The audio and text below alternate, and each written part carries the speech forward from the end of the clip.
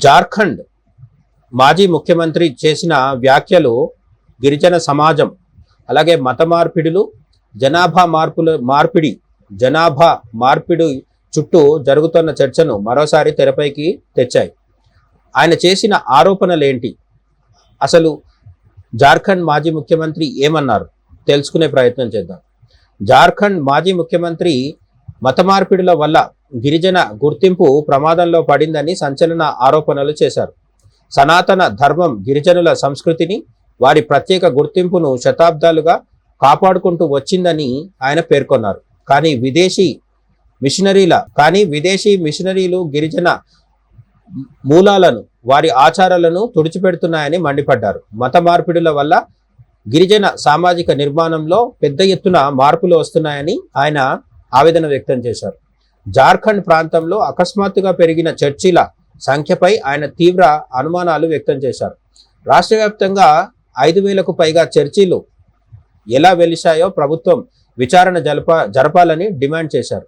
ఈ చర్చిల స్థాపన వెనుక ఉన్న ఆర్థిక వనరులు ఎక్కడి నుండి వస్తున్నాయని ఆయన ప్రశ్నించారు.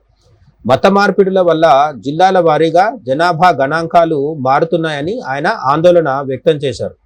గిరిజనులను వారి మతం నుంచి వేరు చేయడం ద్వారా వారిని వారి భూముల నుంచి దూరం చేస్తున్నారని విమర్శించారు.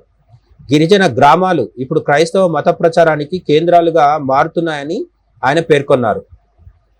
విద్య, వైద్య సేవలను ఎరగా చూపి మత మార్పిడులు చేస్తున్నారని ఆయన ఆరోపించారు. గిరిజన యువతను సనాతన ధర్మానికి వ్యతిరేకంగా మారుస్తున్నారని వాదించారు. గిరిజన సంస్కృతిలో ఉన్న ప్రకృతి పూజను, ప్రకృతి ఆరాధనను, వనదేవతల్ని పూజించే సంస్కృతిని మిషనరీలు అవమానిస్తున్నారని ఆయన మండిపడ్డారు. ఈ మార్పుల వల్ల రాబోయే రోజుల్లో గిరిజన ఉనికికే ముప్పు వాటిల్లే అవకాశం ఉందని హెచ్చరించారు. చర్చిల నిర్మాణం వెనుక కేవలం ఆధ్యాత్మికత లేదని, దీని వెనుక పెద్ద కుట్ర దాగి ఉందని ఆయన అన్నారు. ఓటు బ్యాంకు రాజకీయాల కోసం పాలకులందరూ ఈ మత మార్పిడులను చూసి చూడనట్లు వదిలేస్తున్నారని విమర్శించారు. గిరిజన ప్రాంతాల్లో జనాభా సమతుల్యత దెబ్బతింటే అది జాతీయ భద్రతకు కూడా ముప్పు అని ఆయన అభిప్రాయపడ్డారు. తక్షణమే యాంటీ కన్వర్షన్ లా, మత మార్పిడి నిరోధక చట్టం అమలు చేసి కఠినంగా వ్యవహరించాలని కోరారు. గిరిజన సమాజం తమ పూర్వీకుల ధర్మాన్ని, సంప్రదాయాలను వదిలిపెట్టకూడదని ఆయన పిలుపునిచ్చారు. గిరిజన సంస్కృతిని కాపాడటం, మత మార్పిడుల ప్రభావం నుంచి అమాయక గిరిజనుల్ని రక్షించుకోవడం, దీనిపైన మీ ఒపీనియన్ ఏంటి? జై హింద్.